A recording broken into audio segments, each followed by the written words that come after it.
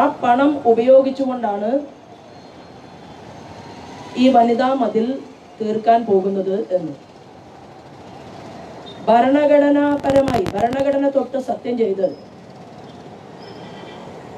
ആരോടും പ്രത്യേകിച്ച് മമതയോ പ്രീതിയോ ഇല്ലാതെ ഞാൻ ഈ കേരളത്തെ സംരക്ഷിച്ചു കൊള്ളാമെന്ന വാക്ക് തന്ന ഒരു മുഖ്യമന്ത്രി സത്യപ്രതിജ്ഞാ ലംഘനം നടത്തിയിരിക്കുകയാണ്. ഒരു മുഖ്യമന്ത്രി തൻ്റെ പാർട്ടിയുടെ താല്പര്യത്തിന് വേണ്ടി മാത്രം അഹിതം ചെയ്തിരിക്കുന്നുവെന്ന് കേരളത്തിന് ലോകം മുഴുവനുമുള്ള മുഴുവൻ ജനതയ്ക്കും ബോധ്യപ്പെട്ടിരിക്കുകയാണ്. അതുകൊണ്ട് കള്ളനായ ഈ മുഖ്യമന്ത്രി ധാർമ്മികമായി മുഖ്യമന്ത്രിയായി തുടരാൻ അദ്ദേഹത്തിന് അവകാശമില്ല എന്നാണ് ഈ വിഷയത്തെക്കുറിച്ച് പറയാനുള്ളത്. കേരളത്തിൻ്റെ മുഖ്യമന്ത്രി അടിയന്തരമായി രാജിവെച്ച് ഒഴിയുന്നതാണ് പൊതുസമൂഹത്തിന് നല്ലത് എന്ന് ഞങ്ങൾ പറയാൻ ആഗ്രഹിക്കുന്നു. ഇവിടെ മതിൽ സൃഷ്ടിക്കാൻ തീരുമാനിച്ചപ്പോൾ തന്നെ ഗവൺമെന്റിന്റെ വിവിധങ്ങളായിട്ടുള്ള വകുപ്പുകളെ ദുരുപയോഗിക്കാൻ മുഖ്യമന്ത്രി പരിശ്രമിച്ചു. ഒരു ഘട്ടത്തിൽ സർക്കാരിൻ്റെ തന്നെ ഉത്തരവ് സർക്കാർ ജീവനക്കാർ ഈ മതിലിൽ പങ്കെടുക്കാൻ ആവശ്യമായിട്ടുള്ള നിർദ്ദേശങ്ങൾ ഗവൺമെന്റിന്റെ ഭാഗത്തു നിന്നുണ്ടായി. അത് കഴിഞ്ഞപ്പോൾ കുടുംബശ്രീയിൽ പ്രവർത്തിക്കുന്ന തൊഴിലുറപ്പ് പദ്ധതി പ്രവർത്തിക്കുന്ന പാവപ്പെട്ട സാധാരണക്കാരായിട്ടുള്ള അമ്മമാരെ അവരെ ഭീഷണിപ്പെടുത്തി പ്രലോഭിപ്പിച്ച് ഈ മതിലിൽ ചേരാൻ പരിശ്രമിപ്പിക്കുന്നതും പൊതുസമൂഹത്തിന് കാണാൻ സാധിക്കും. സ്വാഭാവികമായിട്ടും തൻ്റെ പാർട്ടി പ്രവർത്തകരുടെ മാർക്സിസ്റ്റ് പാർട്ടിക്കാരുടെ മാത്രം മുഖ്യമന്ത്രിയാണ് പിണറായി വിജയൻ എന്ന് അദ്ദേഹം ഒരിക്കൽ കൂടി തെളിയിച്ചിരിക്കുകയാണ്. ഗവൺമെന്റിന്റെ കയ്യിൽ നിന്നെടുത്ത് ചിലവാക്കാൻ തീരുമാനിച്ച ഈ പണത്തിൽ നിന്ന് ഒരു നയാ പൈസ പോലും മതിലിൻ്റെ പ്രവർത്തനത്തിന് വേണ്ടി ഉപയോഗിക്കാൻ ഭരണകൂടത്തിന് അവകാശമില്ല. ഇത് സ്ത്രീകളുടെ സുരക്ഷയ്ക്ക് വേണ്ടി സ്ത്രീകൾക്കും അതുപോലെ ഈ പൊതുസമൂഹത്തിൻ്റെ മുന്നിൽ അവരുടെ സ്വത്വം തെളിയിച്ചുകൊണ്ട് ജീവിക്കാൻ ആവശ്യമായ സുരക്ഷിതത്വത്തിന് ആവശ്യമായിട്ടുള്ള ഈ പണം അത് ദൂർത്തടിക്കാൻ ഒരു കാരണവശാലും പൊതുസമൂഹം അംഗീകരിക്കില്ല എന്ന് കൂടി ഞങ്ങൾ സൂചിപ്പിക്കുകയാണ്. അതുകൊണ്ട് മതിൽ പണിയാൻ മാർക്സിസ്റ്റ് പാർട്ടിയുടെ പാർട്ടി സ്വത്തിൽ നിന്ന് 50 കോടിയോ 100 കോടിയോ എടുത്ത് മതിൽ പണിയാൻ മാർക്സിസ്റ്റുകാരുടെ മാത്രം മുഖ്യമന്ത്രിയായിട്ടുള്ള സഖാവ് പിണറായി വിജയൻ തയ്യാറാകണം. 50 കോടി രൂപയിൽ നിന്ന് ഒരല്പം ചിലവഴിച്ചിരുന്നുവെങ്കിൽ കഴിഞ്ഞ ദിവസങ്ങളിൽ പാലക്കാട് 17ഓളം വരുന്ന മരണങ്ങളാണ് ഉണ്ടായത്. അവിടെ ജീവിക്കുന്ന ആദിവാസി മേഖലയിലെ അമ്മമാർക്ക് അവരുടെ ഗർഭാവസ്ഥയിൽ വെച്ച് തന്നെ കുഞ്ഞുങ്ങളെ നഷ്ടപ്പെടുന്ന ഒരു നാട്ടിലാണ് നമ്മളെല്ലാവരും ജീവിക്കുന്നത്. സാമൂഹ്യക്ഷേമ വകുപ്പിനെ ഉപയോഗിച്ചുകൊണ്ട് കഴിഞ്ഞ കുറേ ദിവസങ്ങളായി കേരളത്തിൻ്റെ മുഖ്യമന്ത്രി അശ്രാന്ത പരിശ്രമം നടത്തിക്കൊണ്ടിരിക്കുന്നത് ഈ മതിലിൻ്റെ പ്രവർത്തനത്തിനാണെങ്കിൽ ഇതിൽ 10-1 ശ്രദ്ധ പുലർത്തിയിരുന്നുവെങ്കിൽ പാലക്കാടിലെ പാവപ്പെട്ട അമ്മമാർക്ക് അവരുടെ കുഞ്ഞുങ്ങളെ കിട്ടുമായിരുന്നു. സാമൂഹ്യക്ഷേമ വകുപ്പിൻ്റെ കീഴിൽ നിന്ന് എല്ലാവർക്കും എല്ലാ സ്ത്രീകൾക്കും സമൂഹത്തിൻ്റെ മുഖ്യധാരയിലേക്ക് കടന്നു വരാനുള്ള അവസരം സൃഷ്ടിച്ചു കൊടുക്കാൻ സാധിക്കുമായിരുന്നു. സാമൂഹ്യക്ഷേമ വകുപ്പിനെ ദുരുപയോഗിച്ചു. ഭരണകൂടത്തിൻ്റെ തൻ്റെ കയ്യിലുള്ള അധികാരത്തെ ചെങ്കോലിനെ ദുരുപയോഗിച്ചു. കള്ളന്മാർക്ക് കഴിഞ്ഞ കാലഘട്ടങ്ങളിൽ കൂട്ടുനിന്നു. ഇപ്പോൾ സ്വയമേവ ഒരു വലിയ കള്ളനായി കേരളത്തിലെ മുഖ്യമന്ത്രി മാറിയിരിക്കുകയാണ്. അതുകൊണ്ട് ഈ മതിൽ ഞങ്ങൾ വിശ്വസിക്കുന്നു അയ്യപ്പൻ്റെ ആചാരം ലംഘിക്കുന്നവർക്ക് വേണ്ടിയാണ് ഈ മതിൽ. ഇത് ആചാര ലംഘനത്തിൻ്റെ മതിലാണ്. ഇത് നമ്മുടെ നാട്ടിലെ മുഴുവൻ ആളുകളെയും ചതിച്ചുകൊണ്ടുള്ള ഒരു കാപഢ്യത്തിൻ്റെ മതിലാണ്. ഈ മതിലിന് വേണ്ടി പാവപ്പെട്ടവൻ്റെ നമ്മുടെ ഖജനാവിലെ ഒരു ചില്ലി കാശ് പോലും എടുത്തുപയോഗിക്കാൻ അർഹതയില്ല ഈ ഗവൺമെൻറ്റിന് എന്ന് ഞങ്ങൾ പറയാൻ ആഗ്രഹിക്കുന്നു.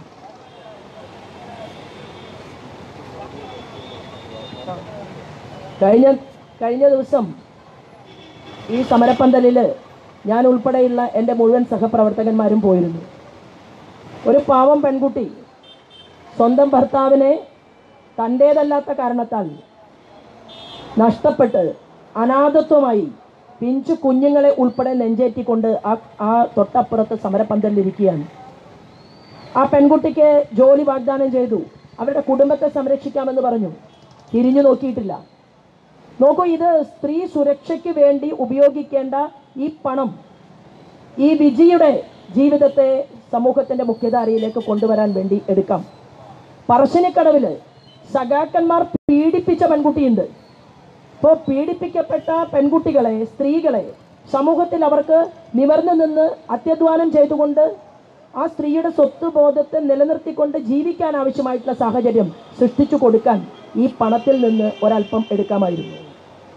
ഇപ്പോൾ വളരെ ദാരിദ്ര്യമുള്ള ആളുകൾ മാർക്സിസ്റ്റ് പാർട്ടിയുടെ നേതാക്കന്മാരുടെ കൂട്ടത്തിൽ തന്നെ ഉണ്ടല്ലോ.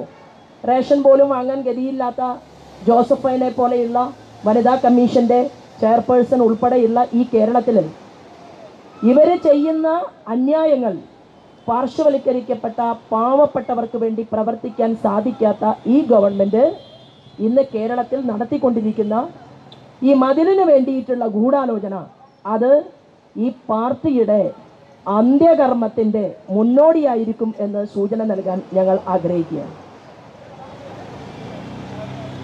26-ാം തീയതി കേരളം മുഴുവൻ അയ്യപ്പ ജ്യോതി തെളിയിക്കാൻ തീരുമാനമെടുത്തിട്ടുണ്ട്. ഭാരതീയ ജനതാ പാർട്ടിയുടെ എല്ലാ പ്രവർത്തകന്മാരും അയ്യപ്പ ജ്യോതിയുടെ വിജയത്തിന് വേണ്ടിയിട്ട് പ്രവർത്തിക്കും. കർമ്മസമിതിയുടെ നേതൃത്വത്തിലാണ് അയ്യപ്പ ജ്യോതി കേരളത്തിൽ നടപ്പിലാക്കാൻ പോകുന്നത്. നവോത്ഥാനത്തിന് വേണ്ടി എന്ന് പേരിട്ടുകൊണ്ട് മുഖ്യമന്ത്രി നിർമ്മിക്കാൻ പോകുന്ന ഈ മതിലിനെ കുറിച്ച് കേരളത്തിൽ പലതരത്തിലുള്ള അസ്പൃശ്യതകൾ ഉണ്ടായിട്ടുണ്ട്. തൊട്ടുകൂടായ്മയും തീണ്ടിക്കൂടായ്മയും, ഒരേ കലാലയത്തിൽ ഇരുന്നു കൊണ്ട് എല്ലാ മക്കൾക്കും ഒരുമിച്ചിരുന്ന് പഠിക്കാൻ സാധിക്കാത്ത സാഹചര്യവും ഒക്കെ കേരളത്തിലുണ്ടായിട്ടുണ്ട്. ആ കാലഘട്ടങ്ങളിലെല്ലാം ഇരുട്ടിൽ നിന്ന് വെളിച്ചത്തിലേക്ക് ആളുകളെ കൈപ്പിടിച്ച് നടത്തിയ മഹാരഥന്മാരുടെ പാദസ്പർശം കൊണ്ട് പുളകിതയായിട്ടുള്ള ഈ ഭൂമിയിൽ ഒരു നവോത്ഥാന നായകനും മതിൽ ഉണ്ടാക്കി, മതിൽ കെട്ടി നവോത്ഥാനത്തിന് രൂപകൽപ്പന ചെയ്തിട്ടില്ല. മതിൽ തടസ്സമാണ്, മതിൽ ഇരുട്ടാണ്. മനുഷ്യരുടെ മനസ്സിനകത്തുള്ള അന്ധകാരത്തെ ഇല്ലായ്മ ചെയ്യാൻ വേണ്ടി ഗുരുക്കന്മാർ നമ്മെ പഠിപ്പിച്ചിട്ടുള്ളത് അജ്ഞാന തിമിരാന്തസ്യ ജ്ഞാനാഞ്ജന ശലാകയ ചക്ഷുരുന്മീലിതം യേന തസ്മൈ ശ്രീ ഗുരവേ നമ എന്നാണ്. അന്ധകാരത്തെ ഇല്ലായ്മ ചെയ്തുകൊണ്ട് അവിടെ വെളിച്ചത്തെ സന്നിവേശിപ്പിക്കലാണ് ഗുരുവിൻ്റെ ഡ്യൂട്ടി എന്നുള്ളതാണ്. ആ ഗുരുക്കന്മാരുടെ പൂർവ്വമനീഷികളുടെ ഉത്തരവാദിത്തം ഏറ്റെടുത്തിട്ടുള്ള അയ്യാ വൈകുണ്ഠ സ്വാമികളും അതുപോലെ തന്നെ അയ്യങ്കാളിയും ചട്ടമ്പി സ്വാമികളും ശ്രീനാരായണ ഗുരുദേവനും പിന്നീട് മന്നത്ത് ആചാര്യനും കേളപ്പജി ഉൾപ്പെടെയുള്ളവർ ഈ സമൂഹത്തിൻ്റെ നവോത്ഥാനത്തിന് വേണ്ടി പരിശ്രമിക്കുകയും വിജയിക്കുകയും ചെയ്തിട്ടുള്ളത് മതിലുകൾ പൊളിച്ചു കളഞ്ഞുകൊണ്ടാണ്. അസ്പൃശ്യതയുടെ മതിലുകൾ പൊളിച്ചു കളഞ്ഞുകൊണ്ട് നവോത്ഥാനത്തിൻ്റെ വെള്ളി വെളിച്ചം തൂകിയ ഈ കേരളത്തിൻ്റെ മണ്ണിൽ അയ്യപ്പൻ്റെ ആചാര ലംഘനത്തിന് വേണ്ടി സുപ്രീം കോടതിയുടെ മുന്നിൽ ഒരു കള്ള അഫിഡവിറ്റ് കൂടി ഒരു വീഡിയോ വഴി സമർപ്പിക്കാൻ വേണ്ടിയാണ് ഇവിടുത്തെ സ്ത്രീകൾക്ക്, പാവപ്പെട്ട സ്ത്രീകൾക്ക് അവകാശപ്പെട്ട ഈ പണമെടുത്തുകൊണ്ട് ഈ കള്ളൻ മുഖ്യമന്ത്രി ഈ പ്രവർത്തനത്തിന് നേതൃത്വം കൊടുക്കുന്നത്. ഇത് ഭരണഘടനാ ലംഘനമാണ്, ഇത് കുറ്റകരമായിട്ടുള്ള അനാസ്ഥയാണ് എന്ന് പറയാൻ ഈ അവസരത്തെ ഞാൻ ഉപയോഗിക്കുകയാണ്.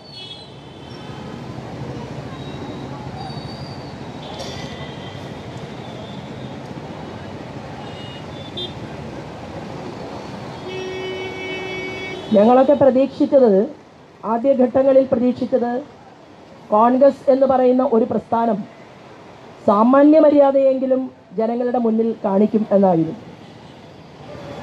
അവര് ഇപ്പോൾ അയ്യപ്പ ജ്യോതിയെ തള്ളി പറഞ്ഞിരിക്കുകയാണ്.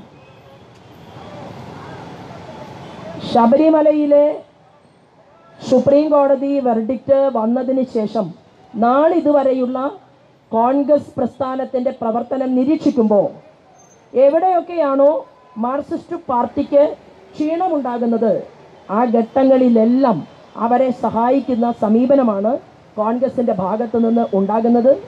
നിയമസഭയ്ക്കകത്ത് അവർ സമരം പ്രഖ്യാപിച്ചു. 2-3 ദിവസത്തിനകം ആ സമരം അവസാനിപ്പിച്ച് അവർ എണീറ്റുപോയി. പുറത്ത് ആചാര ലംഘകർ എപ്പോഴെല്ലാം എത്തിയിട്ടുണ്ടോ അപ്പോഴെല്ലാം കോൺഗ്രസ് വീടിനകത്തിരുന്നിട്ടുണ്ട്, അല്ലെങ്കിൽ ചാനൽ മുറികൾക്കകത്തിരുന്നിട്ടുണ്ട്. അവർ ഒരു ആചാര ലംഘകർക്കെതിരായിട്ടും പ്രവർത്തിക്കാൻ തയ്യാറായിട്ടില്ല. ഇപ്പോൾ അവസാനം 56-ലധികം വരുന്ന ഹിന്ദു സംഘടനകൾ ഈ മതിലിൽ നിന്ന് പിന്മാറ്റം നടത്തും എന്നവർ പ്രഖ്യാപിച്ചു കഴിഞ്ഞു. സാംസ്കാരിക മേഖലയിൽ പ്രവർത്തിക്കുന്നവർ, കലാമേഖലയിൽ പ്രവർത്തിക്കുന്നവർ അവർ മതിലിൽ ചേരില്ല എന്ന് പറഞ്ഞു കഴിഞ്ഞു. ബ്രാഹ്മണ സഭയ്ക്കും ഇന്നലെ പോലും SC/ST മേഖലയിൽ പ്രവർത്തിച്ചു കൊണ്ടിരിക്കുന്ന വളരെ പ്രഗത്ഭമായിട്ടുള്ള ഒരു സംഘടന, അവരുടെ തന്നെ വിവിധ നേതാക്കന്മാർ അവർ ഈ മതിലിനെതിരായിട്ട് കൃത്യമായ വിവരണങ്ങൾ കൊടുക്കുന്നത് നമുക്ക് കാണാൻ സാധിച്ചിട്ടുണ്ട്.